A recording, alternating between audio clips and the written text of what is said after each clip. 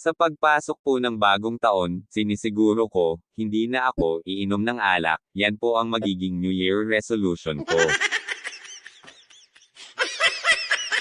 Kaya tiyak matutuwa na ang asawa ko nito, kaya kahit anong yaya sa akin ni Lolo Edong hinding-hindi na ako titikim ng alak. Ilang oras na lang magpapalit na ang taon, kaya ito na ang huling pag-inom ko ng alak, at ang huling pagyakap ko sa minamahal kong alak. Sa lahat po ng lasinggero, binabati ko kayo ng manigong bagong taon, at sana po ay bigyan tayo ng magandang buhay, sa pagpasok ng bagong taon.